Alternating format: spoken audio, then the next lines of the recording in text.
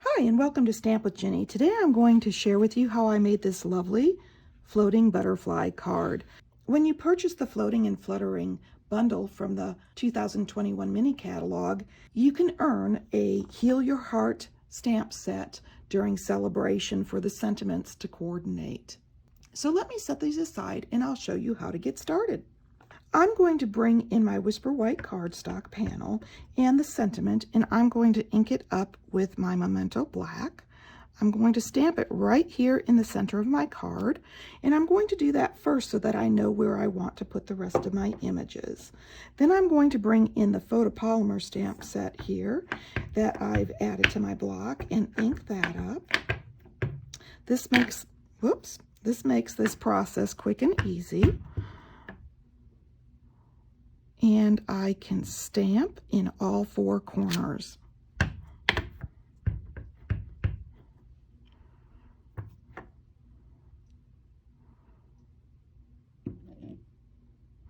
With the photopolymer, you want to give it a couple of seconds, count to 3, and make sure that ink has an opportunity to seep into the paper fibers.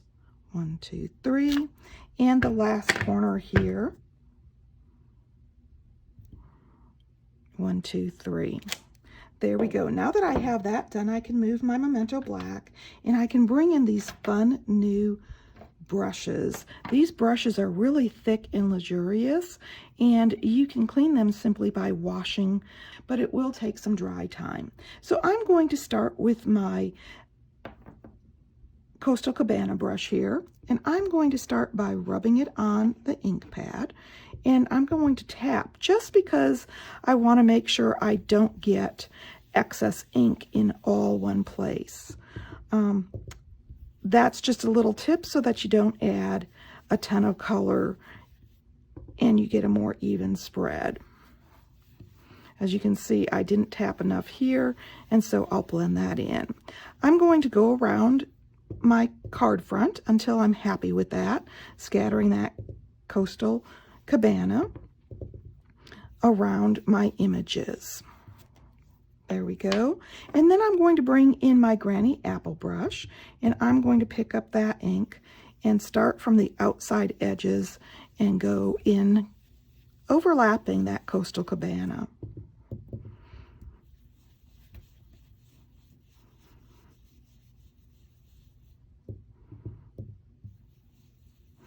Going to darken that in some areas, creating different shades of the Granny Apple. There we go. Now that I've got that done, I'm ready to bring in my die cut and cut out my sentiment. I'm going to bring my Stampin' Cut and Emboss in, and I'm going to lay my panel here, and then I'm going to bring in my die, and I'm going to center that. If you want to, you can use a piece of washi tape to hold that in place, or a piece of painter's tape. And then I'm going to set the cutting pad number 3 on the top to create my sandwich. And I'm going to roll it through my machine.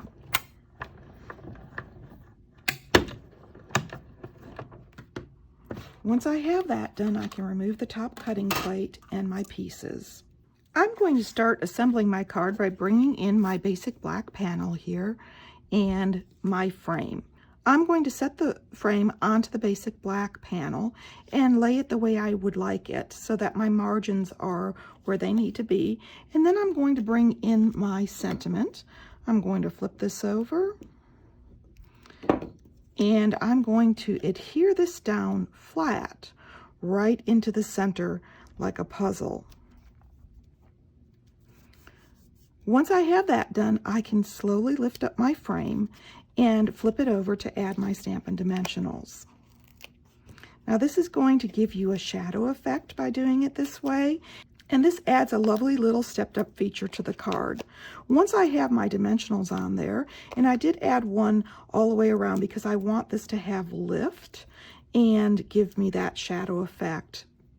So I've got my dimensionals on there, and I'm going to flip it over, line it up, and then set it down in place.